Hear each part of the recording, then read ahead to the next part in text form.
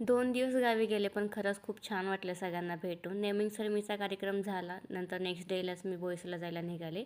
सकाळी लवकरच निघाले, की जेणेकरून मी लवकर बोईसरला पोहोचेल. सो मस्तपैकी नाश्त्यासाठी बस थांबले. छोले भटुरे मी घेतले. मस्तपैकी एन्जॉय केले. खूप टेस्टी होते खरं सांगायला गेलं तर. आणि नंतर काही शूट नाही केलं, डायरेक्ट बोईसरला पोहोचले. नंतर मी रस घेतला आणि घरी आले.